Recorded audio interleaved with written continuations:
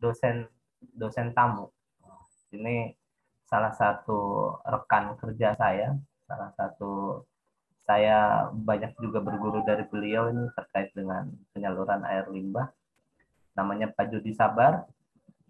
Saya perkenalkan sedikit profilnya beliau. Beliau saat ini adalah national expert di project preparation consultant di Semarang, khusus terkait dengan sewer. Pengalaman beliau sudah bertahun-tahun, sudah belasan tahun di dunia konsultan di dunia water supply and sanitation. Beliau lulusan dari Universitas Trisakti dan saat ini sudah berkeluarga. Saya perlu jelaskan Pak Jody biar nanti tidak ada orang yang salah paham nanti tentang Pak Jody. Sudah berkeluarga beliau. Terakhir yang saya tahu Pak Jody ini pernah juga bikin sistem juga di Bekasi kalau tidak salah, dan sekarang di Semarang. Dengan pengalaman-pengalamannya tersebut, saya berharap kita semua yang hadir di sini mendapatkan banyak manfaat, banyak mendapatkan ilmu dan wawasan baru terkait khususnya dengan sewer cat. Jadi sementara ini memang software sewer cat yang dari Bentley ini tuh belum banyak yang menggunakan karena menurut informasi dari Pak Jody software tersebut cukup mahal license-nya, dan mungkin tadi ada yang mendengarkan chit-chat saya dengan Pak Jody di awal bahwa memang selain mahal, minimum requirement untuk menjalankan atau mengoperasionalkan sewer cat dengan nyaman itu membutuhkan high end PC gitu ya. Jadi tetapi dengan adanya guest general lecture ini atau guest lecture ini, saya berharap kita-kita yang hadir di sini mendapatkan pencerahan karena selain applied sewer cat ini di Semarang, ini juga mungkin akan bisa diterapkan di kota-kota besar lainnya, khususnya di daerah-daerah yang ingin meningkatkan derajat sanitasinya, khususnya di offsite system. Oke, mungkin tidak berlama-lama, saya akan mempersilahkan kepada Pak Jody untuk memulai presentasinya. Waktu dan tempat dipersilahkan. Silakan Bapak. Terima kasih Pak Diki. Selamat pagi rekan-rekan semua, adik-adik mahasiswa. Pagi, Terima kasih Pak. semua telah memberikan kesempatan buat saya berbagi di sini. Assalamualaikum warahmatullahi wabarakatuh. Waalaikumsalam. Bismillah, saya langsung share screen aja mungkin ya. Boleh, silakan Pak.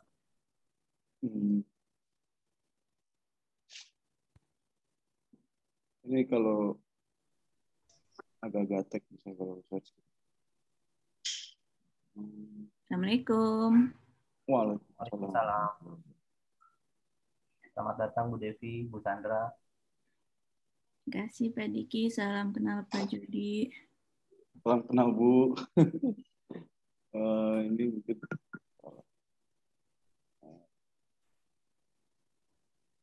pakai begini aja lah ya. Saya pikir ini adalah pekerjaan persiapan yang memang dibutuhkan untuk kita running sewer cat secara mulus atau smoothly gitu. PR kita terutama yang paling besar adalah malah di pekerjaan persiapannya. Karena sewer cat adalah design based upon applications, artinya digital based, maka data-data pendukungnya itu tentunya harus berbentuk digital. Maka PR pertama kita ya yang nomor satu adalah gather your data. Dari mulai data mengenai dokumen historis, baik mengenai situasi dan kondisi. Yang paling utama berpengaruh nanti adalah terrain data. Bisa bentuknya adalah kontur, digital allocation model, atau point DXF biasanya diproduksi oleh pengukuran topo. Kemudian kita harus tahu batas wilayah, baik administrasi maupun pelayanan nantinya. Kemudian data-data pendukung untuk memberikan pembebanan pipa seperti data populasi, konsumsi air, kemudian standar engineering lain yang digunakan, misalnya koefisien Manning atau rumus-rumus perpipaan yang lainnya.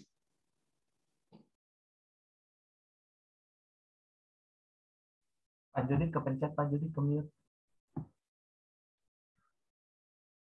Baik, lanjutkan. Kemudian kita harus berhayal. Ini saya sarankan, benar-benar menyarankan kita harus punya mind map untuk area yang akan kita desain atau study area. Kita harus bisa melakukan post processing.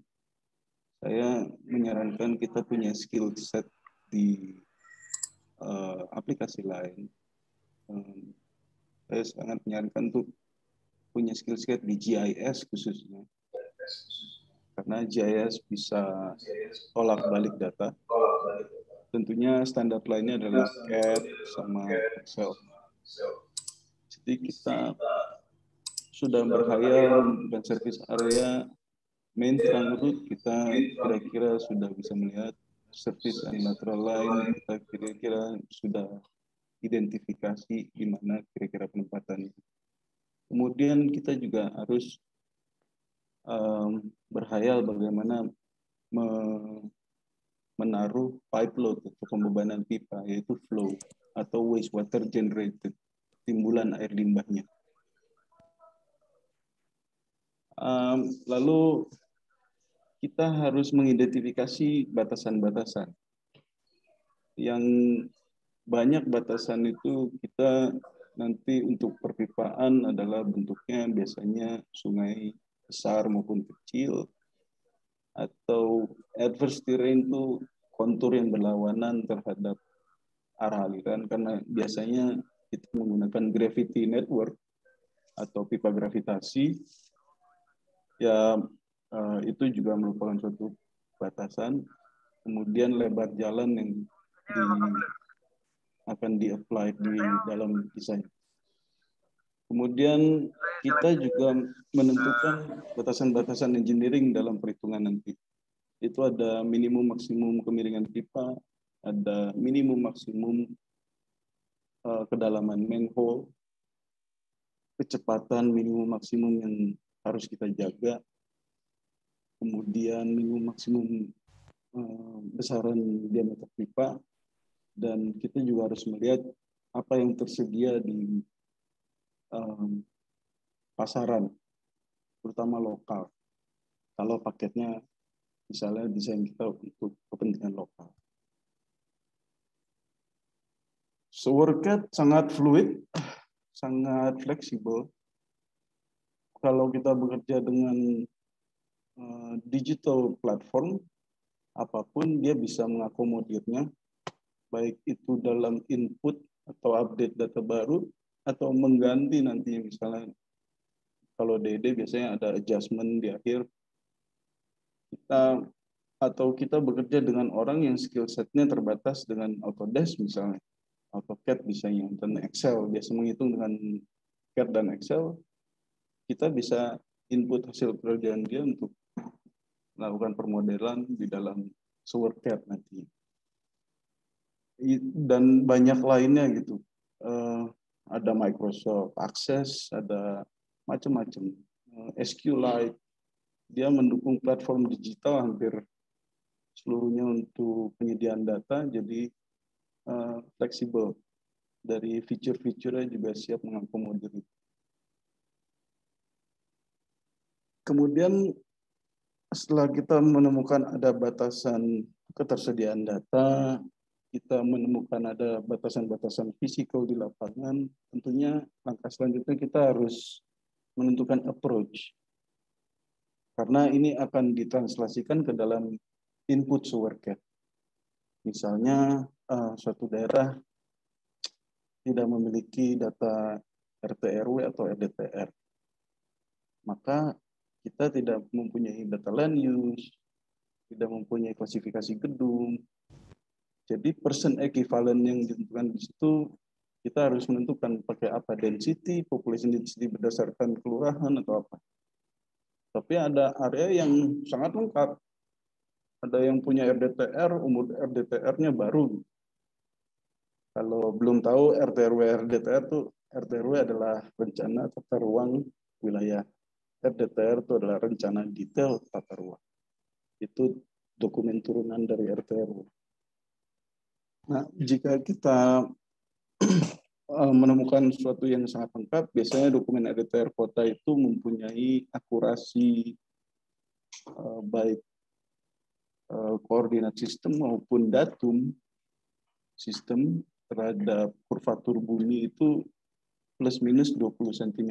Jadi sangat bagus untuk langsung digunakan di dalam SewerCAD.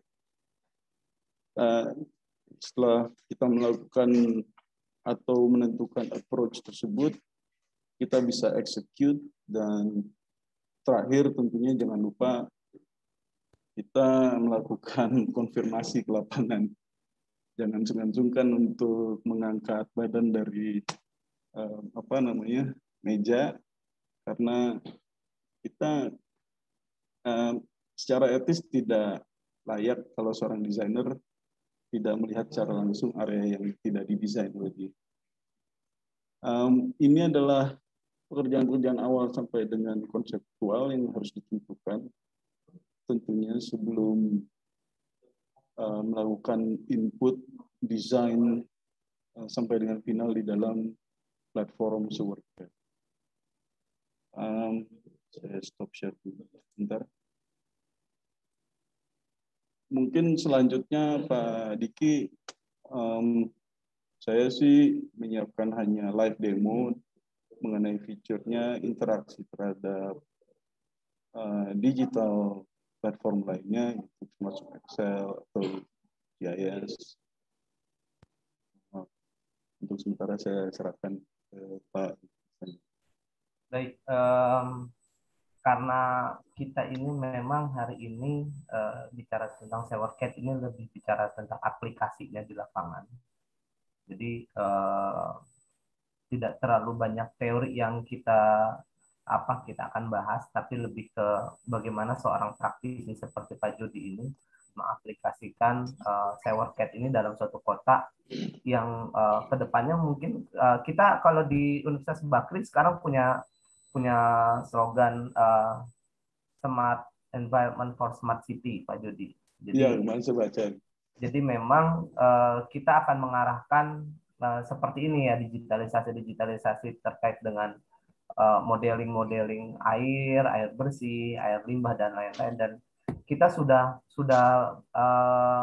mulai bergerak, mungkin sudah 2 tahun belakangan ini kita banyak software yang kita ajarkan di kelas untuk mendukung revolusi digital 4.0 sekarang.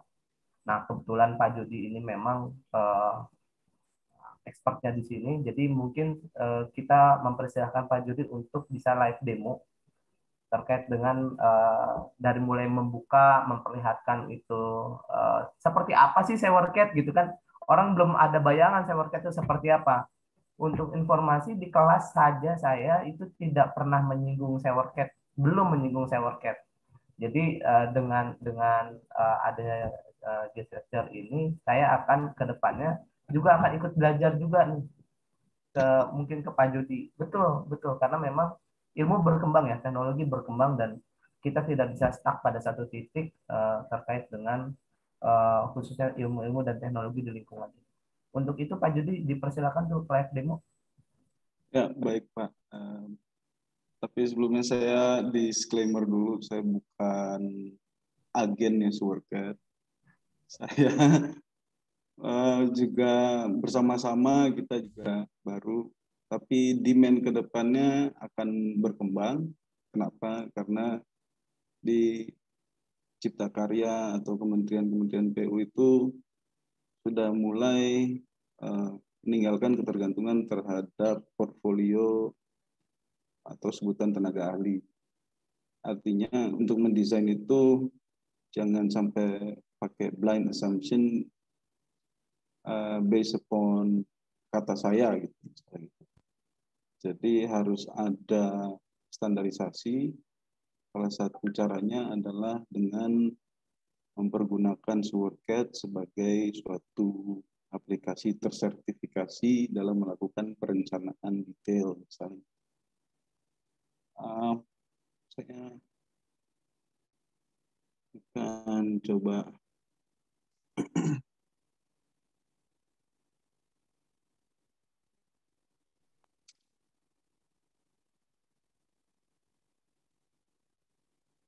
share screen.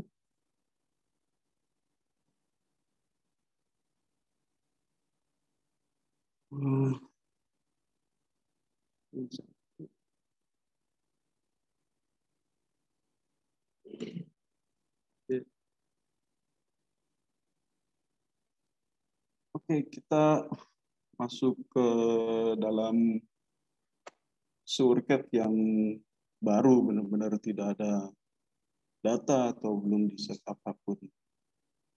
Kita akan coba untuk memasukkan data yang sudah kita gather sebelumnya di kota itu. Pertama, kita tentunya butuh acuan. Nomor satu itu adalah background. Kalau semua data digital saya sudah saya samakan koordinat sistemnya. Misalnya untuk di Semarang, referensi koordinat sistemnya adalah WGS 84, tapi UTM-nya adalah khususnya 49 South. Nah, itu sudah samakan. Kemudian unit sudah saya samakan semua ke dalam meter.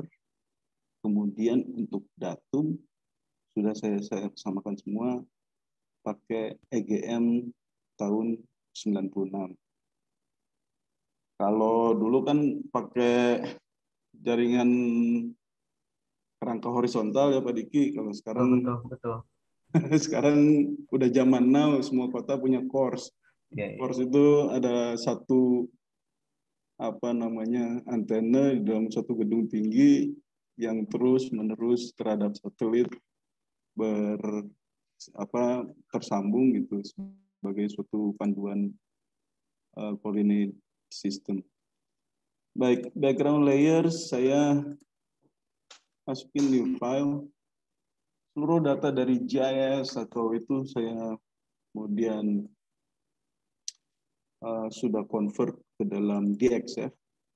Kalau biasa megang AutoCAD, native file dari CAD atau .dwg adalah DXF.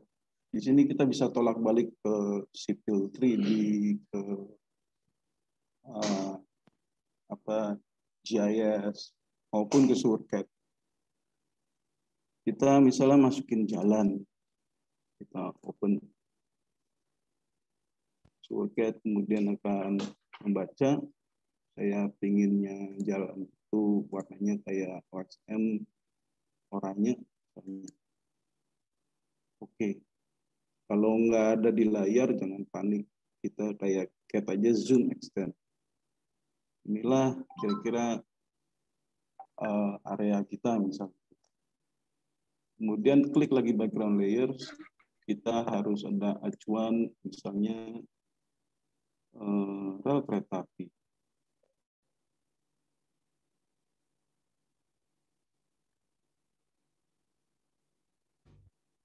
Semua data-data acuan ini penting sebagai acuan kita dalam mendesain. Kereta api, sungai sebagai constraint pipa. Jadi warna sungai biru.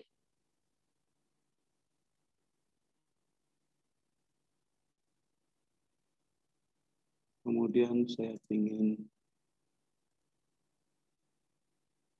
sebagai acuan juga bangunan.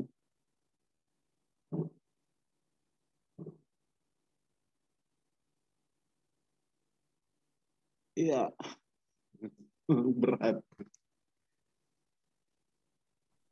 Saya potong sedikit boleh Pak Jody ya? Untuk data ini kita dapat Pak Jody dapat dari kota Semarang ya, atau digitasi sendiri, atau seperti apa, atau dari BIG gitu, atau dari mana? Kalau sifatnya DED, sebaiknya dari kota atau melakukan investigasi sendiri topografi. Tapi kalau sifatnya FS, kita bisa bermain sedikit ke data nasional, punyanya BIG. Kenapa? Karena BIG akurasi datanya 8 meter. Kalau kota biasanya dalam dokumen RDTR akurasinya sudah plus minus 20 cm.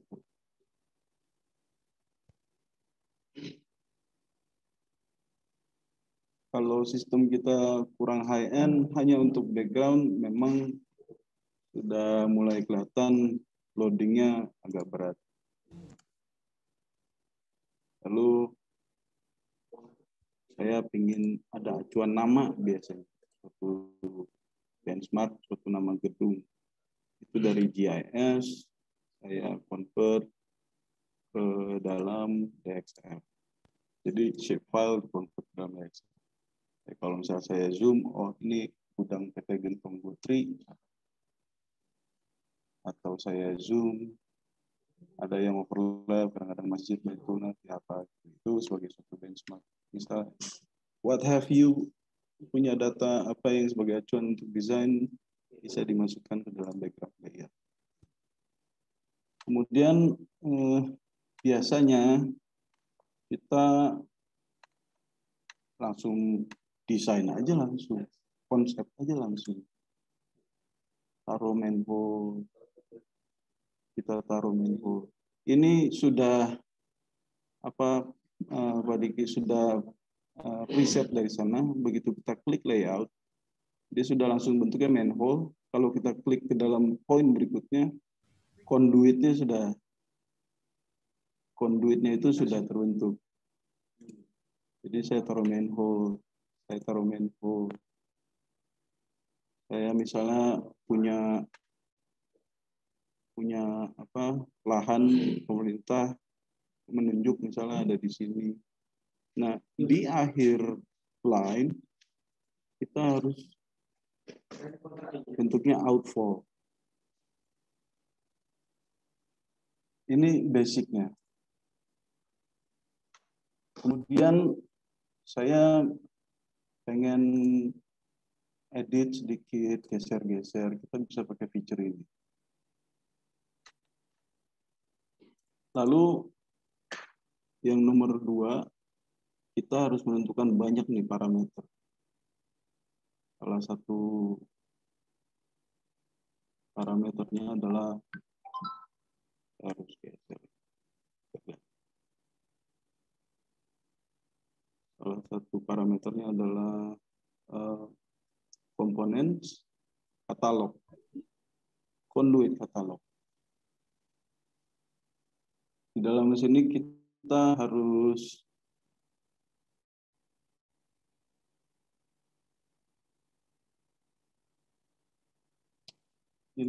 kita harus menentukan conduit apa yang misalnya saya pakai PVC. Saya pakai PVC sampai dengan diameter 400.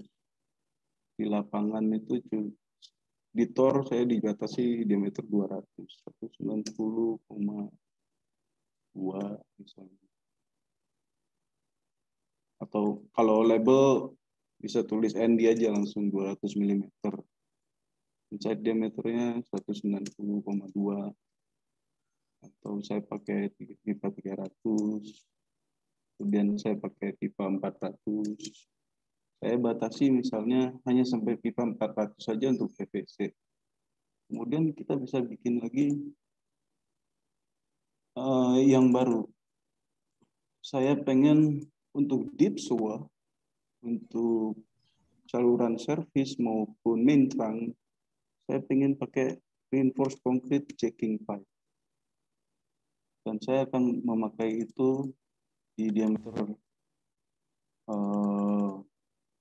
mulai dari diameter 600, mulai dari diameter or what have you, terserah. Itu memang penentuan dari kita. Ini saya nggak bisa geser.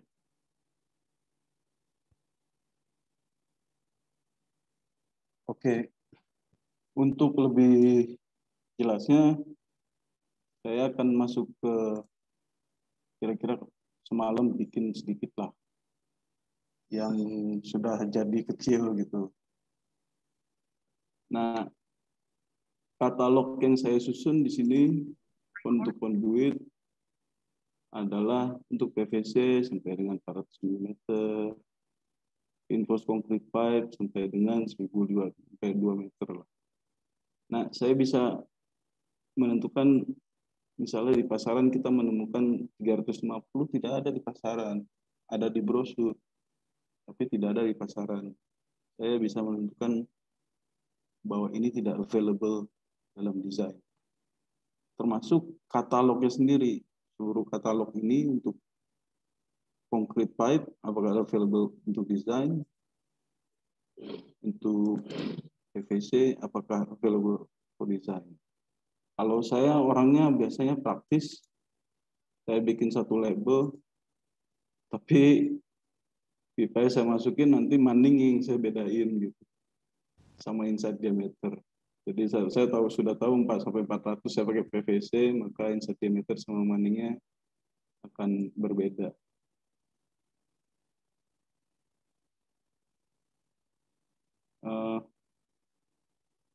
Kalau kita sudah input dari situ, yang berkaitan dengan yang tadi adalah kita harus menentukan design constraint. Tadi kita sudah menentukan minimum maksimum velocity misalnya dalam pemodelan gravity type. Kemudian saya ingin rise-nya itu atau D per D itu 80% penuh paling maksimum. Kemudian untuk Bentar Pak Jody. Ya. Yang tadi rasio D per D-nya itu 80 itu kita apa tentukan sendiri berarti ya, percentage pool-nya. Iya, dia akan menghitung dari penentuan kita. Untuk cover ini, saya ingin menentukan bahwa rata-rata kedalaman pipa itu dimulai dari 1,5 meter. Misalnya kita punya karakteristik area atau daerah got depan rumahnya itu 80 cm atau 60 sampai 80 cm. Kita kan untuk koneksi dari dalam rumah sampai dengan ke pipa kita harus punya kedalaman minimum. Terus saya nggak mau terlalu dalam, kalau bisa 9 meter adalah indikasi saya pipa terdalam di pengolahan misalnya. Nah, kita bisa menentukan slope dengan table. Ini agak lebih kompleks, tapi atau misalnya dengan simple. Saya ingin untuk seluruh jaringan no matter diameter berapapun atau material apapun, minimum slope-nya 1 per mil, maksimum slope-nya 2%. Tapi untuk DD biasanya saya apply di table berdasarkan rise atau D per D. Nah, kemudian saya menentukan berdasarkan tabel dari ASTM 4 biasanya, American Standard. Lebih banyak yang detail-detail seperti ini mereka butuh. Itu kita input manual kah? Manual. Lalu kalau misalnya standar kita untuk auto flushing atau supaya apa namanya solid terbawa itu self cleansing betul, lupa saya. Itu velocity-nya di 0,6 meter per second. Tapi banyak engineer dari luar juga memakai active stress sebagai metode untuk auto cleansing itu, self cleansing. Tapi ya kita boleh pilih. Kalau standar lokal menyatakan ini dan setuju semua, kita pakai ini aja. Nah, ini untuk gravity pipe. Untuk node, kita boleh pilih pipa itu nyambungnya berdasarkan elevasi atas. Misal ada pipa gitu, yang satu kecil, yang satu besar. Nanti di tengah-tengah manhole. Nah, itu kalau di atas maka invert. Kalau di bawah crown. Nah, bagaimana kita mau, dan kemudian offsetnya itu di dalam manhole biasanya kita ada turunan sedikit supaya mengalir, atau bencingan kalau bahasa kontraktor, bahasa itu. Bencingan itu kita mau turunnya berapa? Saya menentukan 0,02 meter atau 2 cm. Dan untuk drop manhole, misalnya ada manhole, ada incoming satu dari atas, dia akan drop. Kemudian baru ke pipa yang lainnya, junction. Gitu. Nah, itu apa yang dinyatakan sebagai drop manhole itu minimum saya menentukan adalah 60 cm. Untuk sementara itu yang standar. Dan kemudian yang paling penting adalah bagaimana kita menaruh data elevasi di dalam ini. Di dalam setiap manhole. Ada berbagai macam cara. 2 cara yang paling biasa digunakan adalah kita menggunakan tools, lalu kita menggunakan T-Rex. T-Rex itu terrain extractor. Maka kita klik T-Rex, dia bisa bermain dalam, Bentley punya mesinnya sendiri di TM file, kalau kita punya file terdahulu, atau data topo dari Theodolit, Dexter Point, berdasarkan titik-titik dari STA, pengukuran topografi, kontur, tapi bentuknya juga DWG, atau dari 3D sipil 3D atau apa. Saya biasanya bekerja dengan GIS, karena lebih mudah untuk saya, maka saya pakai Excel. Kemudian file ini saya ada di dalam kontur. Saya open. Kita kalau bekerja dengan Sheffield, di dalamnya ada attribute table. Nah, ini sudah terbaca sama dia. Dia menanyakan untuk attribute table yang menyatakan elevasi yang mana. Kolomnya elevation, standarnya saya sudah 2 meter. Sisanya kita kosongin aja. Untuk semua elemen, yes. Next. Maka dia akan build kurvatur bumi di dalam, atau kontur atau terrain data di dalam area studi kita untuk mengetahui semua titik-titik manhole. Jadi titik elevasi itu kita tidak masukin manual ya? Bisa, Pak. Masukin manual juga bisa. Cuma kan kalau dengan titik yang banyak, Pak, repot juga ya. Maksudnya dalam satu kota yang node-nya banyak, kita masukin manual, jadi bisa begini ya. Maksudnya dengan pakai Esri tadi, pakai apa, dia link ke GIS gitu ya? Iya. Jadi kalau kita masukin manual biasa itu juga dia bisa akomodir. Kita bisa double klik di manhole, kemudian masukin ground elevation berapa. Prinsipnya sebenarnya mirip dengan ini ya, dengan water James juga ya, maksudnya bisa diakomodir dari manual maupun langsung dari link yang kita inginkan, misalnya dari GIS atau dari mana gitu ya. Ya, jadi fiturnya juga atau user interface-nya juga sama sebenarnya. Cuman bedanya yang satu adalah untuk distribusi, yang ini adalah untuk collecting gitu kan, prinsipnya gitu. Ya, dia terbaca ada sekian banyak manhole, elevation-nya sudah terbaca sama dia di masing-masing manhole adalah sekian, jumlah manhole kita yang dibuat adalah 683. Finish. Maka kalau kita klik satu manhole itu, menyediakan konten data.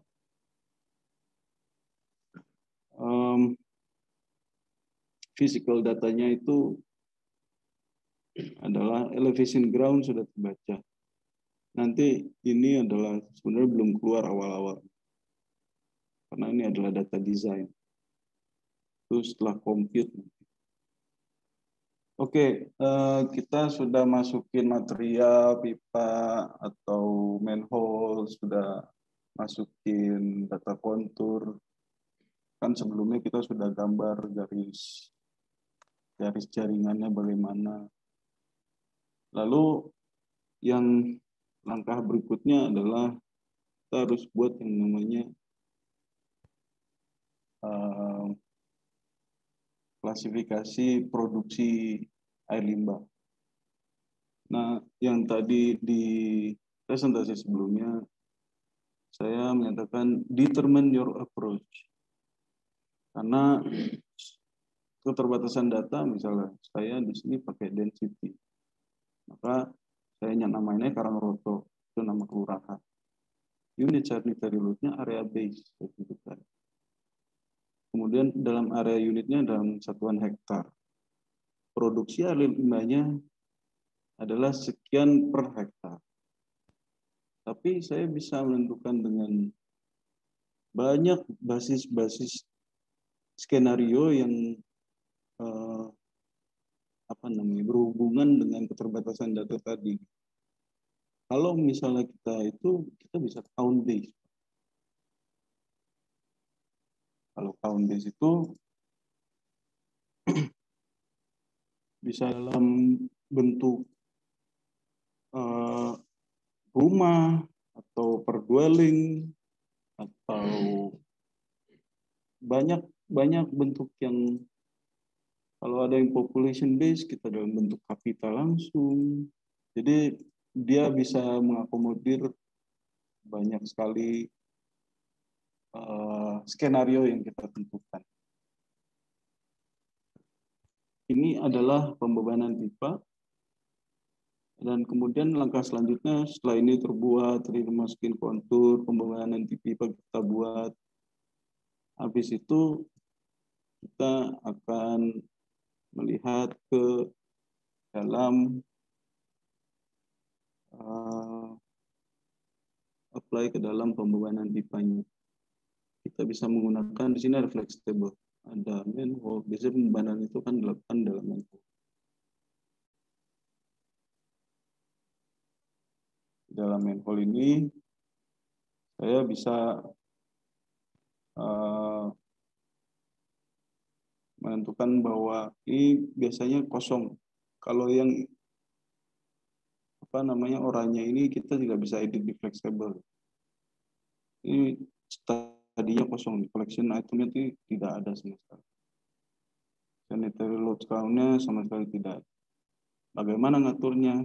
Ngaturnya dari sanitary load control center. Nah, untuk yang tadi kita bisa masukin ini manhole berapa aja di background itu. Ini adalah sanitary load-nya per manhole adalah unit yang tadi Banjardowo atau Karangroto. Kemudian loading count-nya tadi ingat dalam hektar hingga dia bisa produksi pembawaan dalam pipa. Bagaimana gampangnya? Kita bikin selection set. Selection set itu kita bisa masukin ke dalam suatu pilihan. Misalnya saya sudah membuat di sini Karangroto, Banjardowo. Inilah pilihan tadi. Caranya kita bisa select.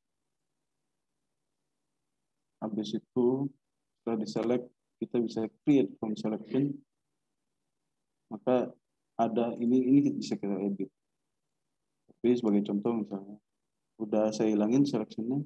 Kalau saya klik, nah kalau misalnya sudah tercreate satu selection set, maka kita bisa select dia, double klik, lalu kita masuk ke dalam loading sanitary load control center. Kemudian saya bisa pilih Open on Current Selection. Yang terpilih tadi adalah 260 manhole. Maka di sini saya bisa global edit. Value-nya adalah, karena saya berada di selected itu adalah Kelurahan Banjardowo. Kemudian untuk selanjutnya loading unitnya, biasanya kalau approach-nya begini di dalam parcel area satu-satu dimasukinnya. Tapi kalau untuk ini contoh, saya global edit aja biar enak. 0,16 atau misalnya berapa, 0,25 hektar per manhole. Ini pembebanan sementara aja, maka dia akan baca mana aja manhole-manhole yang masuk ke dalam pembebanan itu. Sama juga dengan selection set Karangroto misalnya. Nah, itu contoh-contoh pembebanan berdasarkan approach. Dalam hal ini approach-nya misalnya populasi density di suatu kelurahan. Tapi kalau datanya lengkap, areanya kecil, kita bahkan bisa langsung tarik yang namanya lateral. Soalnya di sini sudah ada bangunan, kita bisa tarik. Nah, itu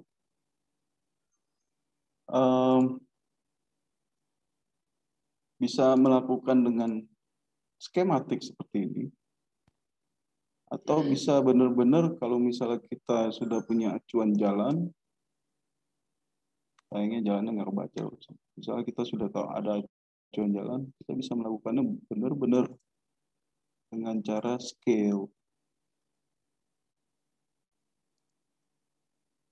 Jadi memang mengakomodir berbagai macam keterbatasan atau berbagai macam skenario yang approach yang kita. Nah, kalau sudah fix full pelayanan, misalnya kita sudah input, lalu kita bisa compute.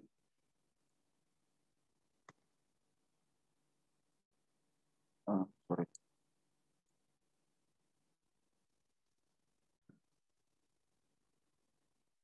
Kita bisa compute.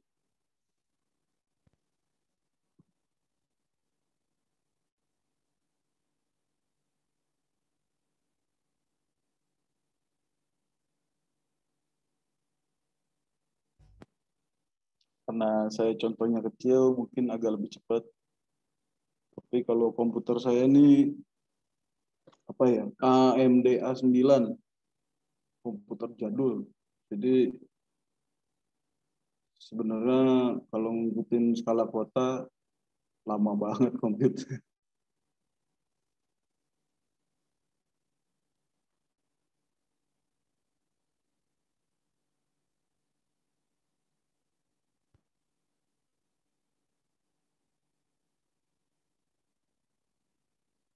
And yes, kita bisa cetak report ini, lalu kita buka satu-satu apa anomalinya, atau kita bisa ngelihat di sini di bawah apa anomali terhadap conduit. Dia akan ada warning.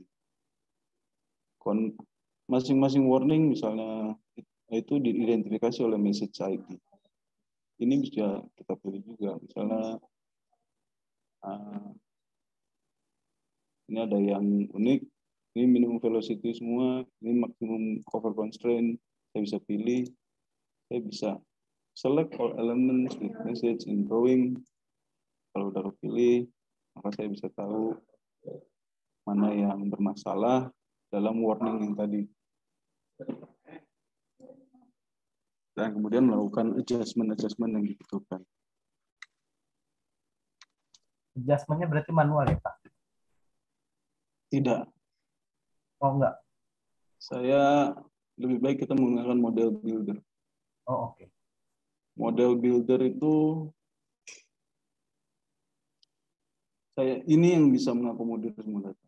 Saya bisa new, kemudian adjustment-nya, misalnya kita melakukan adjustment, kita sudah ke lapangan, taruh di GIS atau di CAD, kita gambarin atau segala macam.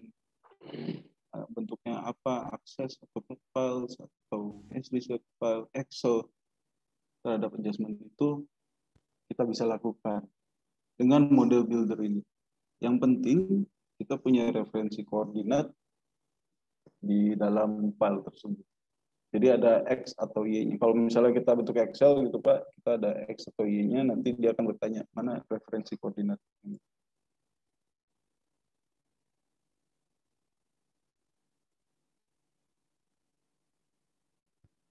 Itu Pak Diki. Nah, mengenai presentasi yang tadi, yang tidak kalah penting adalah tahun pembangunan. Belum tentu seluruh ini kita bisa bangun sekejap gitu, sehingga pasti load-nya segitu. Dan kita harus melakukan permodelan di situ. Misalnya untuk tahap pertama yang dibangun hanya Karangroto misalnya. Jadi sisanya yang lain ini belum dibangun gitu. Yang Karangroto sampai dengan IPAL. Nah, ini kita harus bisa menyajikan permodelan itu, apa yang terjadi di dalam pipa. Karena biasanya kalau saya mengunci pipa itu dalam kondisi full design dan dalam flow state peak hour supaya aman. Jadi geometri pipa kita kunci di situ. Untuk di sini kita menentukan posisi IPAL nggak? Biasanya IPAL kan di mana lahannya kita sudah mengetahui kan. Oke. Jadi kalau di dalam model garisnya, ini, tinggal narik garis. Tinggal narik garis. Kan garis jaringan sudah terbentuk, salah ada aliran ke situ, ada aliran dari Karangroto, ada aliran dari Banjardowo, terus IPAL-nya di sini misalnya. IPAL-nya kita bisa bentuk di CAD, kemudian masukin ke background juga bisa. Oke. Tapi di sini berarti dia hanya menggunakan outfall gitu ya? Outfall, kalau saya hanya menekankan untuk awal-awal 3 ini aja yang digunakan, yaitu conduit, manhole, outfall. Nanti setelah konseptual jadi, baru kita bisa bermain terhadap apa yang bisa membantu kondisi flow di dalam pipa, misalnya bangunan hidrolis atau pemompaan, surket juga bisa mengakomodir itu. Untuk penentuan lateral yang tadi, itu kita desain dari awal, atau kalau ini kan Semarang mungkin udah punya bayangan ya, maksudnya apakah nanti setiap rumah itu akan dikoneksikan atau di protokol-protokol aja atau seperti apa kira-kira Pak Judi? Ya, kalau municipal citywide, saya jarang menggunakan langsung lateral. Biasanya lateral ini akan saya ekspor misalnya seluruh jaringan ini yang cuma 3 komponen, conduit, manhole, sama outfall. Saya bisa ekspor ke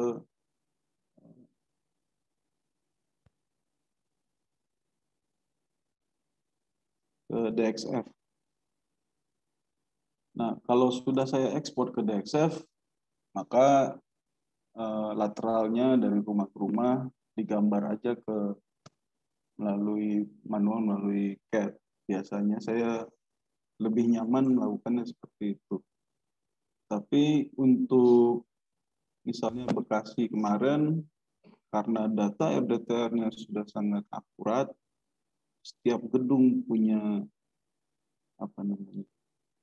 klasifikasi bangunan, ada mall, ada rumah sakit, ada itu, maka iya, saya melakukan lateral berdasarkan gedung, dan ini skala masuk ke jalan apapun itu, misalnya jalan lingkungan, dan benar-benar masukin ke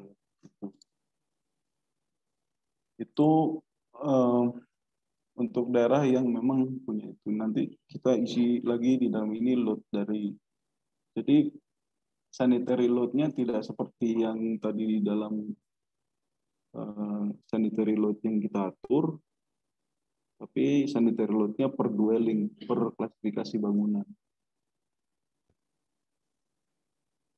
Tapi untuk daerah-daerah yang punya RDTR, mestinya memang ada kewajiban dari setiap pemerintah kota untuk melakukan RDTR diperbarui setiap 4 tahun. Cuman tidak seluruhnya daerah kita punya penghasilan atau pendapatan asli daerah yang bisa mengakomodir itu. Ada yang punya kebutuhan lebih tingginya di bidang yang lain, sehingga itu kadang-kadang tidak terpenuhi. Nah, kalau datanya tidak akurasi, kurang akurat, ya kayak di Semarang ini, contohnya saya tidak ada data RT RW, tapi belum disahkan. Jadi tidak bisa digunakan, karena kan bukan data valid. Tidak punya legal framework-nya misalnya. Sedangkan turunan dari RT RW adalah DTR. Jadi RT RW yang nggak ada, apalagi DTR-nya. Jadi tidak punya spatial information yang formal, yang resmi, dikeluarkan dari. Tapi dari dinas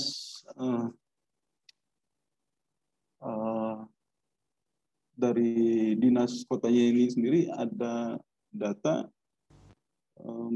namanya One Map Semarang, open source. Nah, itulah data resmi peta yang mereka punya. Umurnya dari 2011 sampai dengan 2031. Jadi saya pakai data yang 10 tahun yang lalu gitu. Kalau dibandingkan dengan Citra Satelit sekarang tentunya banyak perbedaan. Nah, itu hal-hal seperti itu yang menentukan bagaimana approach kita untuk pembebanan pipa.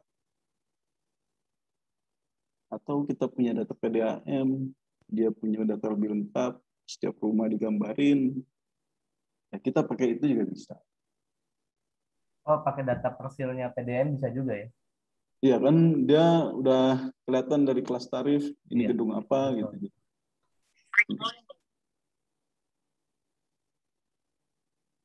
Nah, lanjut Pak, apa break? Lanjut Pak. Oke. Untuk skenario construction phase, tahun pembangunan, misalnya yang mau dibangun awal adalah Karangroto, di sini saya double klik, kita lihat yang merah, inilah yang mau dibangun di awal. Ini kita harus buat ini, skenario ini. Baik flow state skenario maupun tahun pembangunan. Di sini saya tekan peak hour dalam full area pelayanan. Tapi peak hour dalam phase 1 pembangunan, yaitu Karangroto, saya juga harus buat. Nah, cara mengaturnya itu selain kita ini adalah kolom-kolomnya. Kita bikin alternatif dulu.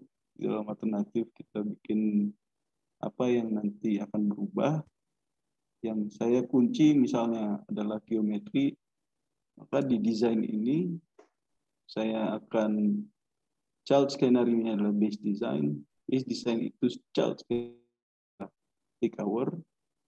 Kemudian saya baru masukin child skenario dari peak hour ini adalah turunan-turunannya untuk average, max.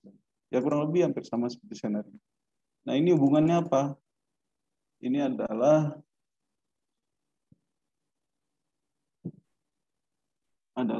constraint yang kita pakai di setiap skenario.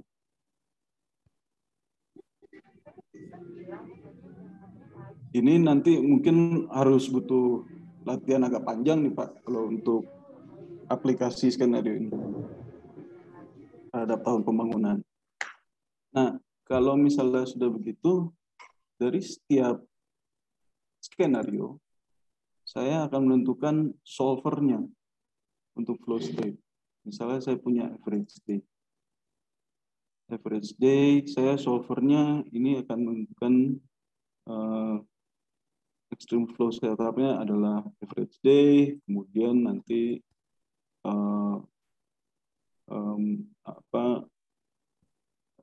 parameter-parameter yang berpengaruh di sini juga harus diatur, misalnya steady state hydrographic equivalent adalah peak. Bagaimana caranya mengatur solver atau kalkulator atau rumus yang dipakai di dalam suatu skenario? Kita ada satu yang harus kita isi, yaitu di dalam extreme flow. Nah, ini extreme flow ini kita sudah menentukan average day itu faktornya 1 dalam kondisi base load. Kalau saya misalnya menentukan sampai 80.000, ini parameter ini terserah kita mau berapa ininya besaran jumlahnya. Lalu maximum day saya pakai parameter 1,15. Boleh naik, boleh turun, dia akan interpolasi sendiri. Minimum day saya akan pakai 0,3. Biasanya hanya untuk peak hour aja saya baru input rumus. Ini saya buat dulu di Excel untuk base load sekian. Ini pakai rumus Babbitt. Ada yang pernah dengar nggak rumus Babbitt? Nah, rumus Babbitt itu biasanya kan pakai kurva gitu sampai dengan sekian populasi. Nah, itu Babbitt itu ada yang dimodifikasi rumusnya oleh JICA dan diaplikasikan kepada Jakarta Sewerage System.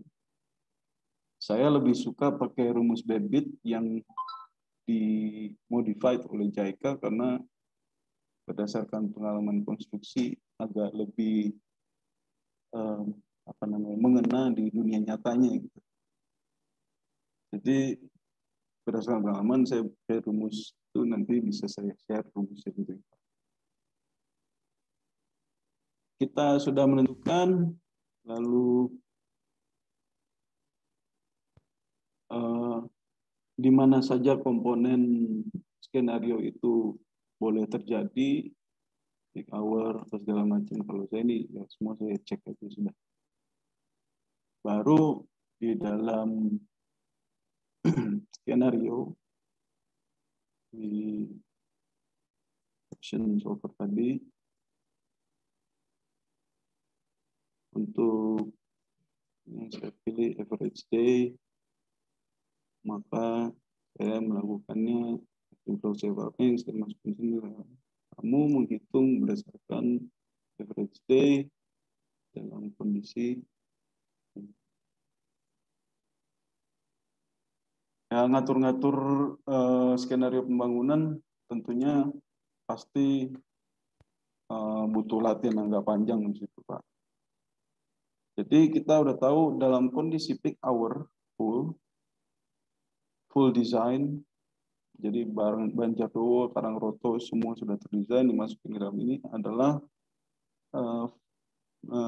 debitnya untuk sanitary load atau wastewater generator sekian, infiltrasinya sekian, kemudian totalnya adalah sekian. Dari masing-masing itu kalau kita selesai compute di sini, masuk maximum day, compute lagi, masuk ke average day, compute lagi. Sekarang saya coba pindah ke dalam skenario average day, di mana biasanya engineer dari proses atau IPAL minta datanya pasti average day-nya dulu berapa untuk dia menentukan reaktor biologis atau what have you gitu yang dia desain nanti. Jadi dalam kondisi average day hasil saya adalah sekian. Kalau diperhatiin tadi residennya tetap, tapi yang berubah adalah sanitary load dan totalnya ya. Kalau infiltrasi biasanya tetap. Nah, bagaimana kalau misalnya tahap 1? Tahap 1 tadi sudah saya bilang, kalau misalnya Karangroto saja, Maka yang dipilih Karangroto. Saya tadi child dari skenario itu mulai dari peak hour. Peak hour phase 1 ini saya menentukan bahwa di sini tidak boleh desain yang namanya geometri, harus tetap, tapi boleh desain ketentuan hidrolis yang lain. Jadi tetap pipanya tetap, ukurannya tetap, slope-nya tetap. Cuman yang berubah adalah masukan-masukan atau pembebanan pipa. Di sini saya akan masukin Karangroto, sedangkan sebagai tahap satu pembangunan, sedangkan Banjardowo ini belum dibangun. Oke, kita coba pemodelannya. Maka saya pilih dulu Karangroto. Atau kita mulai dari awal. Saya kosongin.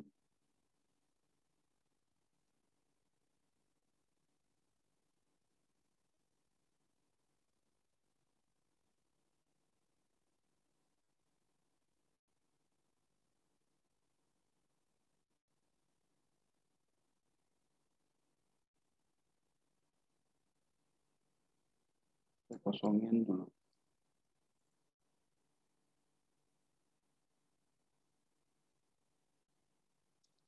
Oke.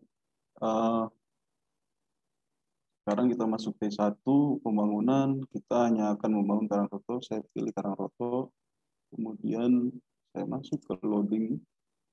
Di ini tadi unit sanitary ini hanya untuk penjabaran apa unit loadnya, apa namanya, dan lain sebagainya, satuannya apa, berdasarkan hektar atau berdasarkan proporsi. Itu sudah terbentuk, kita sudah tahu, maka saya akan mengatur di sini. Di dalam skenario peak hour P1, saya ingin supaya unit sanitary low ini yang masuk hanya Karangroto. Jangan lupa bahwa kita sudah melakukan selection set, maka hanya pada manhole yang kita select, kita pilih. Lalu kalau sudah terpilih, biasanya konfirmasi, benar nggak sih ada sekian manhole? Oh iya, 423. Jadi drag ke bawah, lihat angka di sini, oh ya 423 benar, Karangroto ada 423. Kita global edit, masukin Karangroto, oke. Kemudian berdasarkan parcel tadi. Nah biasanya kalau udah dimasukin itu dia balik lagi ke awal, Pak. Itu yang agak mengganggu. Mesti balikin lagi ke current selection lagi, baru loading unitnya kita masukin. Loading unitnya mestinya satu-satu per parcel, tapi karena untuk contoh aja saya sebut sekian. Pada tahun sekian pembangunan fase 1 yang sekian, dan kemudian bebannya adalah sekian. Oke, kita sudah punya. Sedangkan geometri kita kunci, maka kita bisa compute.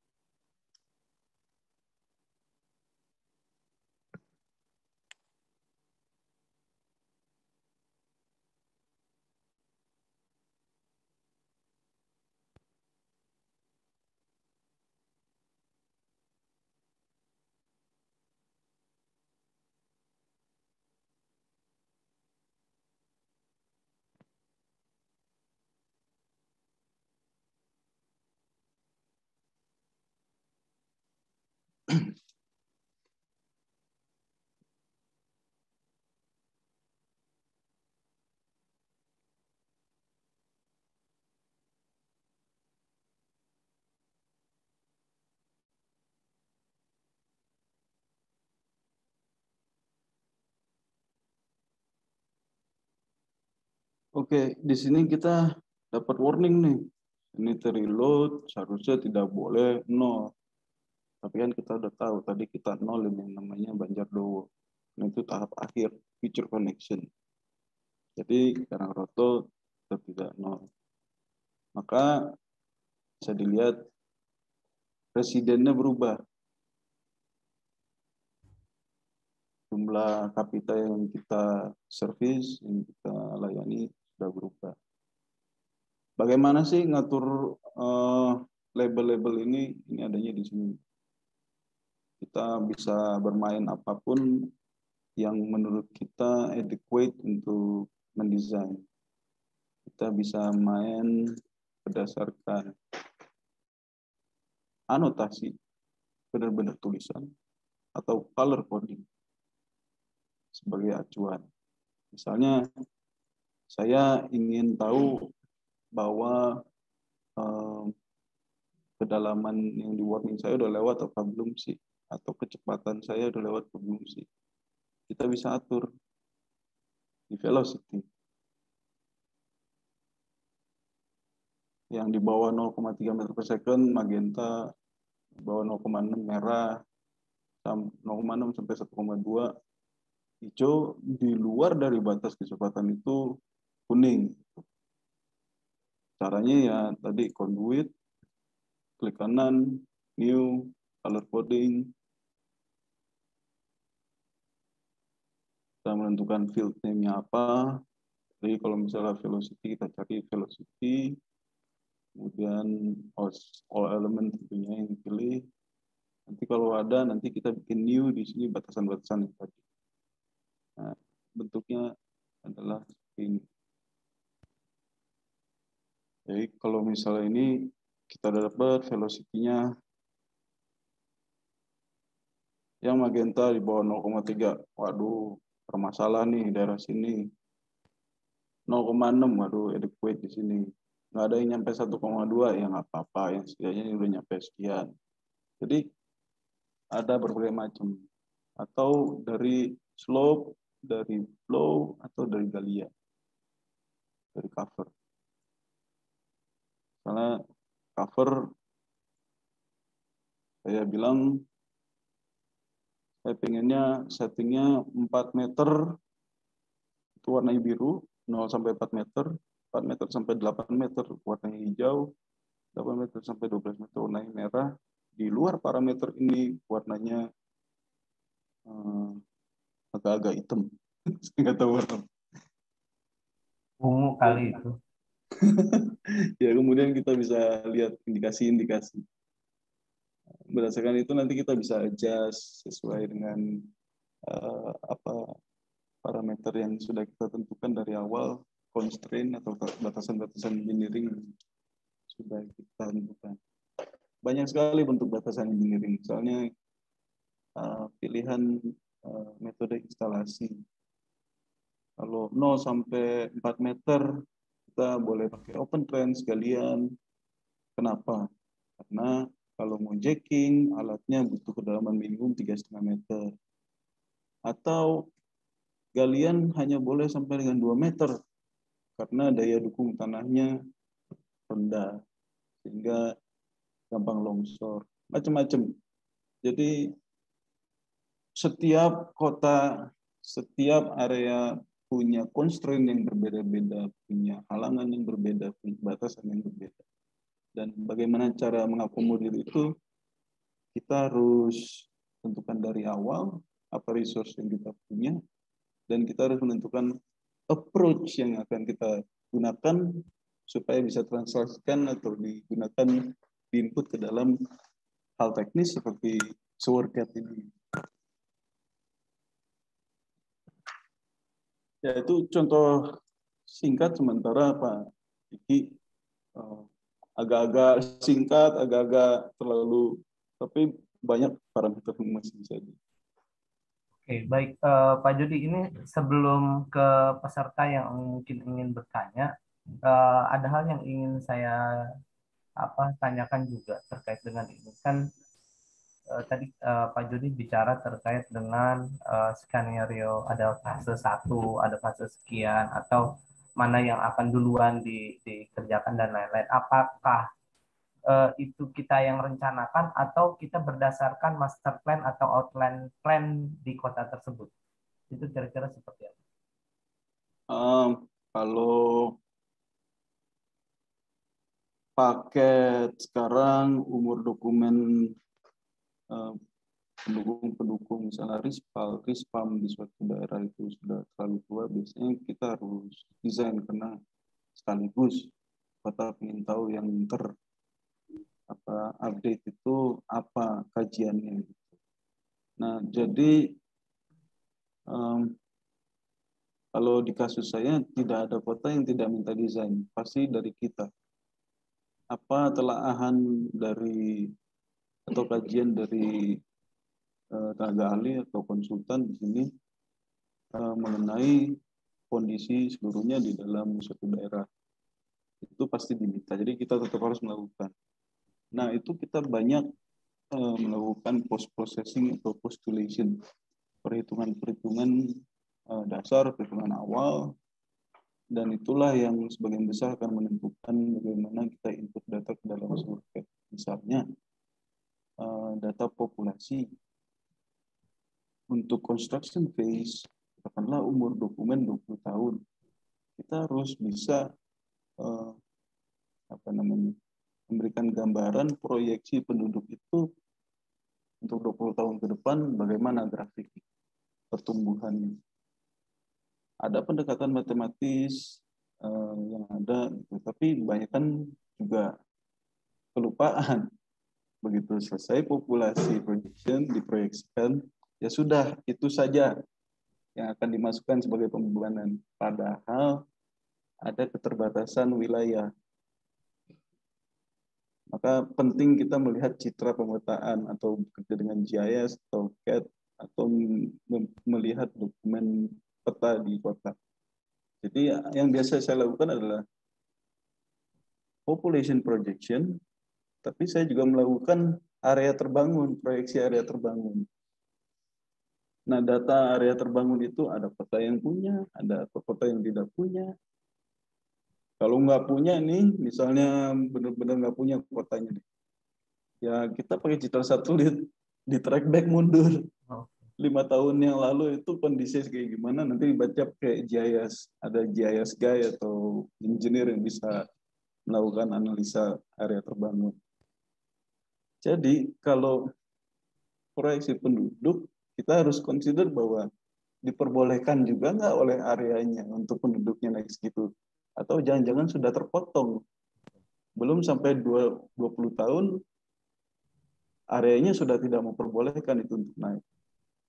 Kemudian ada argumen lain seperti, ya kan tapi nanti bisa bikin apartemen, apa segala macam. Itu bukan investasi yang murah. Atau menyatakan suatu daerah, mengeluarkan nomenklatur atau keputusan bahwa, oke, area ini adalah suatu commercial business district, untuk kemudian dibikin high-rise semua yang namanya. Itu bukan suatu hal yang mudah diputuskan oleh kota. Jadi secara general, kita harus memproyeksikan ketentuan batasan-batasan itu. Kalau proyeksi saya biasanya umur dokumen 20 tahun, tapi beberapa daerah ada terminal year-nya itu, atau tahun akhirnya itu tidak sampai segitu penduduknya berkembang. Oke, ini menarik sekali. Untuk para peserta yang ingin bertanya, harap raise hand atau menyalakan kameranya. Sebutkan nama dan asalnya. Dipersilakan kepada para peserta.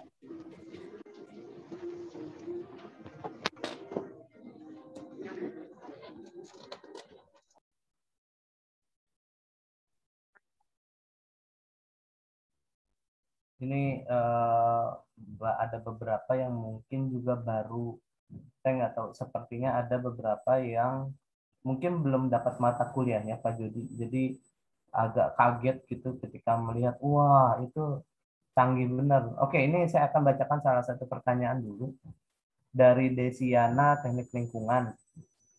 Kira-kira adakah kelemahan atau kekurangan dari penerapan sewer cap?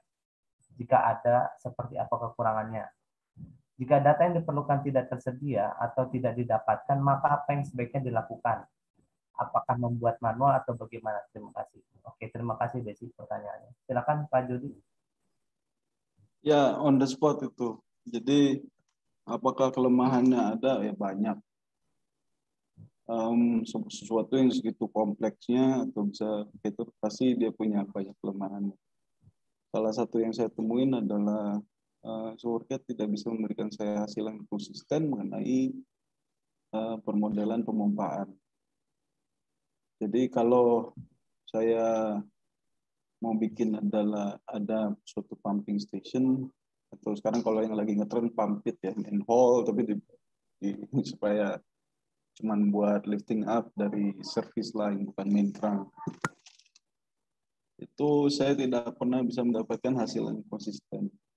Karena bentuknya bukan open source, tidak seperti GIS atau QGIS atau misalnya SWMM atau EPANET, maka saya tidak bisa menulis itu di forum. Ya itu biasanya saya akalin dengan outfall aja. Jadi berhenti di outfall, lalu kemudian dimasukin ke dalam manhole lanjutannya, dia kan otomatis mengikuti constraint yang minimum depth itu 1,5 meter. Nah, jadi data-data outfall ini saya transfer ke dalam manhole yang di dekatnya gitu.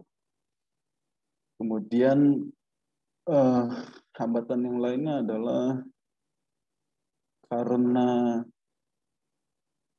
interaksinya juga kebanyakan terhadap aplikasi, sedangkan banyak dari kita hanya mengetahui banyak yang dasar saja. Kalau CAD juga tidak mengetahui bahwa CAD itu punya native file namanya .dxf, atau kalau CAD biasanya kebanyakan kesalahannya itu adalah sudah diatur sesuai dengan koordinat, tapi kemudian karena biasanya gambar boleh geser-geser, digeser-geser.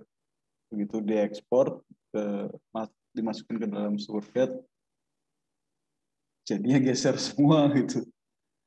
Ya, maka koordinat reference atau datum reference itu satu hal yang perlu diketahui juga oleh kita.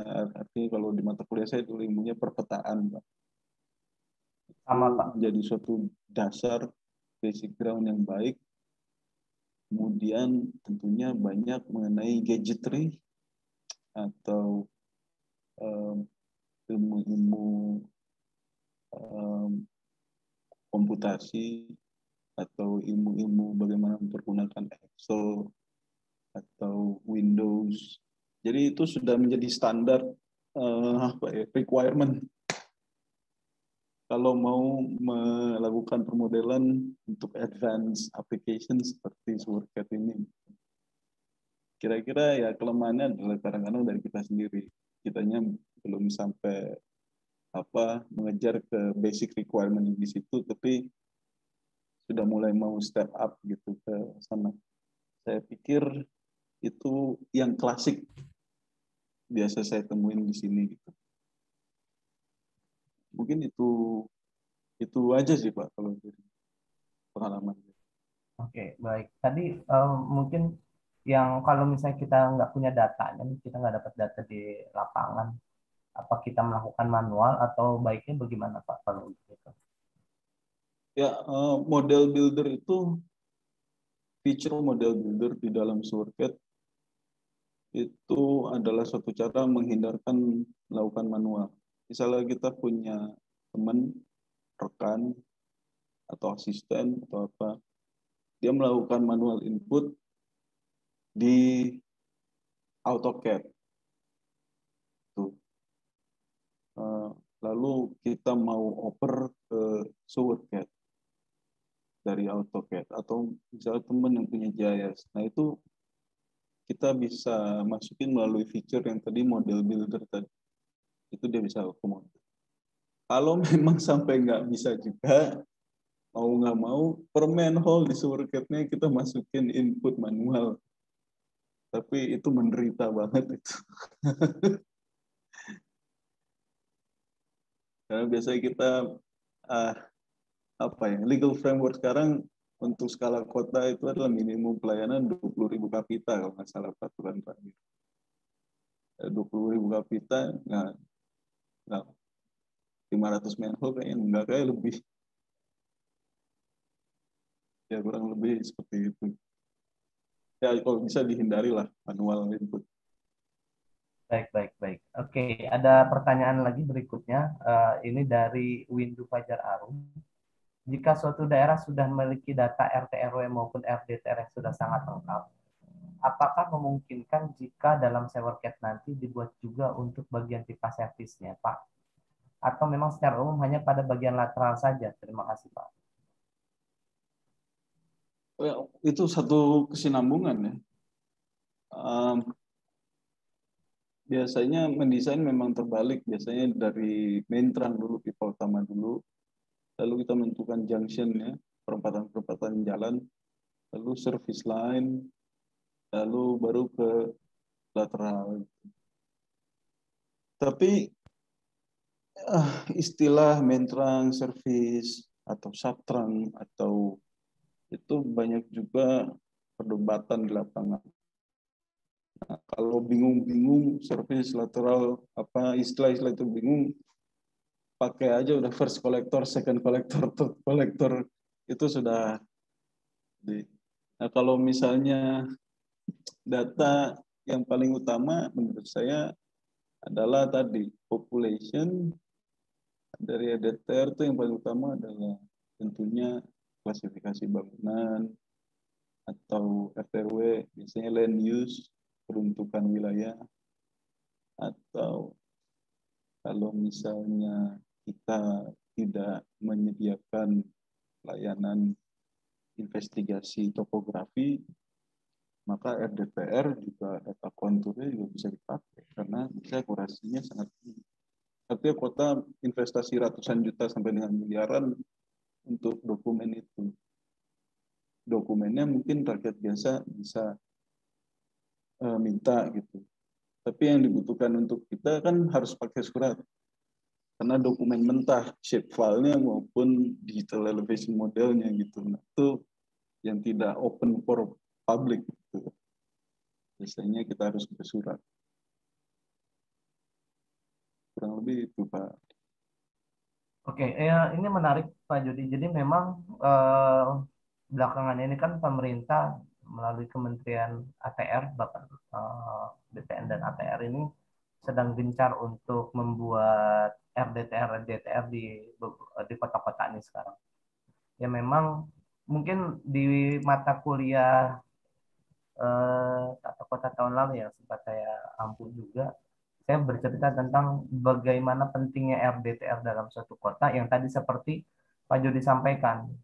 Jadi semakin detail, semakin memudahkan para perencana infrastruktur itu untuk bekerja. Jadi Betul sekali. ya memang kelemahannya kita saat ini, kita dikasih data, misal data RT RW, terus kemudian ketika kita masuk ke per bloknya, itu kadang kita sulit juga untuk menemukan ini di kalau RDTR kan enak ya, RDTR itu kan sudah main per blok gitu kan ya, dan itu memang yang juga menjadi concern di pemerintah pusat saat ini. Beberapa kali saya sampaikan di kelas bahwa memang kenapa penting juga kita sebagai anak teknik lingkungan ini belajar tata kota, mengenal apa itu konsep RT RW, apa itu konsep RDTR, karena seperti ini. Dan mungkin sekedar informasi Pak Jody, jadi mahasiswa-mahasiswa yang ada di beberapa mata kuliah saya ini, khusus mata kuliah perencanaan air minum atau air limbah domestik, mereka tuh saya minta untuk mengacu dulu ke RT RW. Karena RDTR kan biasanya kalau di Google itu agak sulit kita menemukan, tetapi paling tidak RT RW-nya itu mereka mengacu dari situ dulu. Jadi nanti kita tahu arah kota dalam pelayanan infrastruktur khususnya lingkungan itu seperti apa. Itu mungkin. Oke, ada lagi yang lain yang ingin bertanya? Kalau saya sih mungkin kalau saya berdua mungkin bisa seharian ngobrol sama Pak Jody. Aduh, Sambil makan ngomong, durian ya, Pak. oh bahaya, bahaya itu. Di Semarangnya di mana?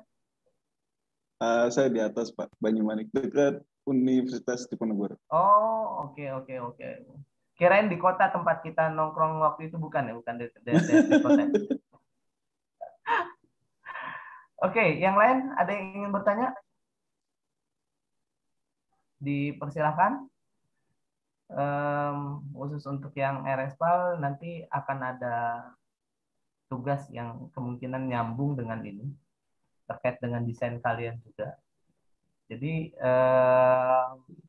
apa seperti tadi Pak Judi sampaikan terkait dengan bagaimana itu lateral, servis, induk pada prakteknya di lapangan itu tidak mesti dengan istilah itu. Bisa berbagai macam istilah. Yang penting adalah bagaimana penempatan pipa dan ujungnya itu adalah bagaimana nanti kita akan melihat velocity atau kecepatan aliran yang memang dipersyaratkan dari 0,6 sampai kurang lebih 2,5 atau 3 seperti itu. Ya. Oke. Yang lain mungkin ada yang ingin bertanya mumpung masih ada waktu. Kita akan selesai di jam 11 Pak Jody. Jadi nanti setelah saya ingin mengingatkan kepada Pak Jody untuk mengisi ini link absensi dulu. Oh ya, siap. Oke. Nanti. Yang lain silakan. Saya mungkin bisa kasih tunjuk emergency use. Silakan Jadi, Pak. Kalau saya boleh share screen lagi.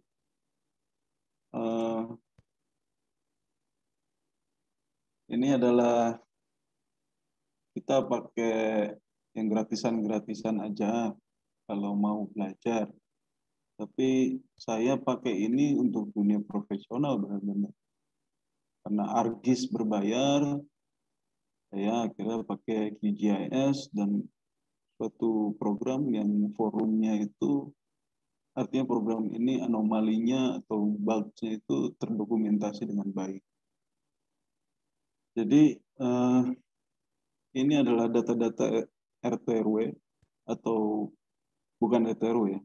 Biasanya sepertinya RT/RW seperti ini data-datanya, ada administrasi, area perkelurahan, kecamatan, kereta api, jalan, ada bangunan, sungai.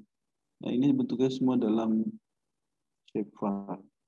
Nah, biasanya kita dalam suatu proyek di dunia profesional atau dunia karir atau dunia kerja itu terbatas terhadap dua batasan, yaitu schedule, persediaan waktu artinya, dan yang kedua adalah biaya. Dan kita harus menelurkan suatu produk atau konseptual design setidaknya dalam waktu yang dekat. Dari mulai kita sign kontrak atau dari mulai kita ditempatkan di lapangan. Nah, emergency use yang biasa saya pakai adalah data DEMNAS. Kalau Pak Diki tahu, DEMNAS itu adalah digital elevation model yang dikeluarkan nationwide, seluruh Indonesia, oleh Badan Informasi Geospasial. Nah, bentuknya adalah seperti ini, DEMNAS. Ini udah di coloring mungkin ya, sudah diwarnai. Tapi bentuk dasarnya adalah warnanya biasanya abu-abu kayak foto ronsen gitu, Pak. Nah, ini kemudian dari DEMNAS yang biasanya saya sarankan skill setnya, kita bisa membuat DEMNAS atau dari DEMNAS kita bisa membuat kontur. Sehingga kita sudah tahu terrain. Nah, ini yang di perpetaan saya dulu GIS mahal. Waktu zaman saya kuliah.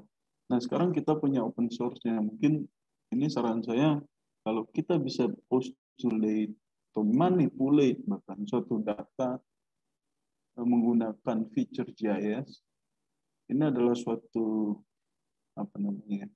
keunggulan, advancement di tingkat yang lebih lanjut. Jadi kita sudah masuk ke dunia digital semua sekarang. Bahkan untuk suatu desain kita sudah mulai masuk dalam application base. Menurut saya yang bisa mengakomodir semua basic data, kemudian melakukan perhitungannya, interpolasi maupun ekstrapolasi di dalam suatu bidang, misalnya entah itu kontur, entah itu data bangunan, adalah GIS.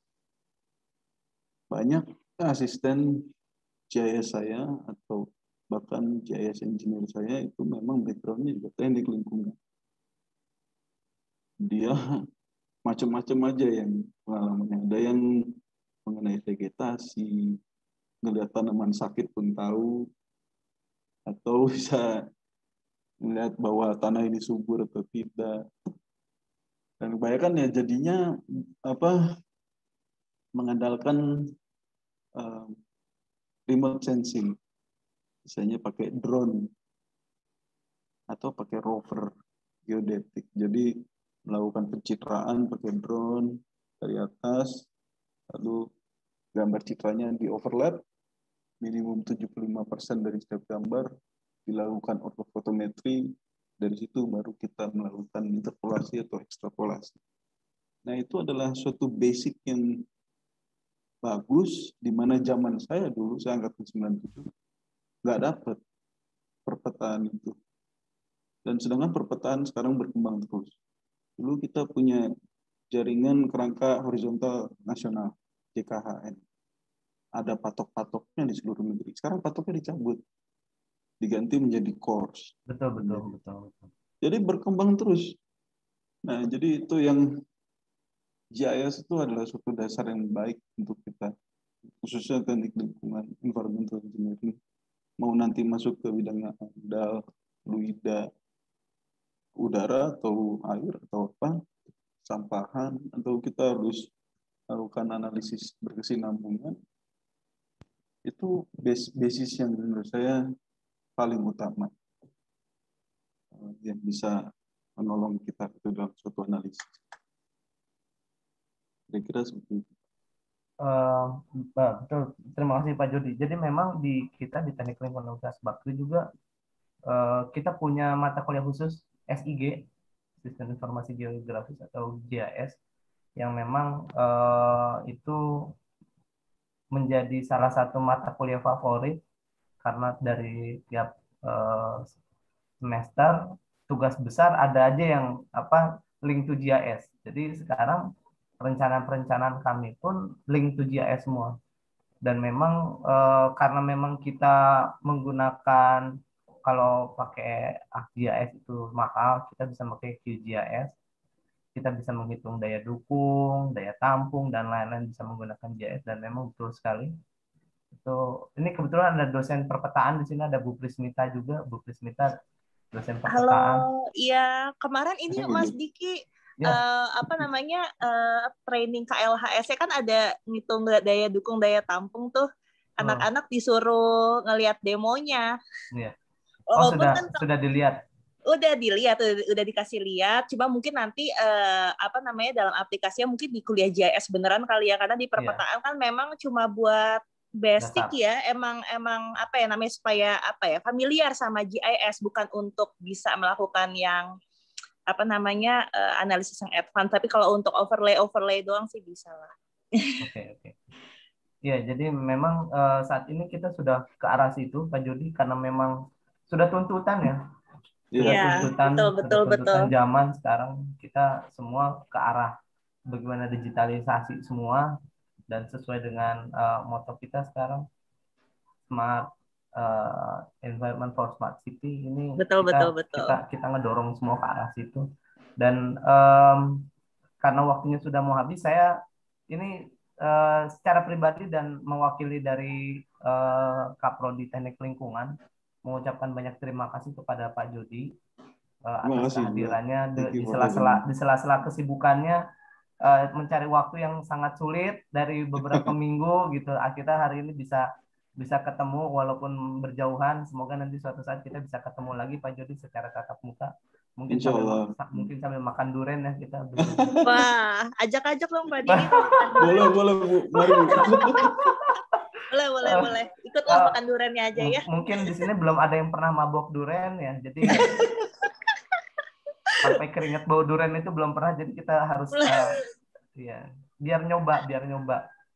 Oke, Terima kasih kepada seluruh yang hadir hari ini, baik dari mahasiswa, dosen-dosen, dari luar juga. Ini ada beberapa yang dari luar, Pak Jody. Jadi bukan hanya dari mahasiswa Teknik Lingkungan Universitas Bakri, ada juga yang dari luar. Juga saya lihat tadi ada yang dari PPC juga, entah dari PPC daerah mana, tetapi banyak yang antusias sekali untuk menghadiri Youth Lecture hari ini.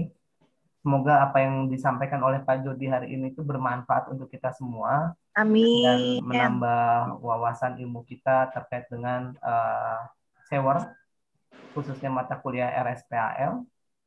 Dan suatu saat nanti kalian-kalian yang akan berkontribusi terhadap negara ini, terhadap bangsa ini dalam mengentaskan derajat sanitasi yang kita yang masih rendah, apalagi bicara tentang offsite system yang di Indonesia ini rendah sekali.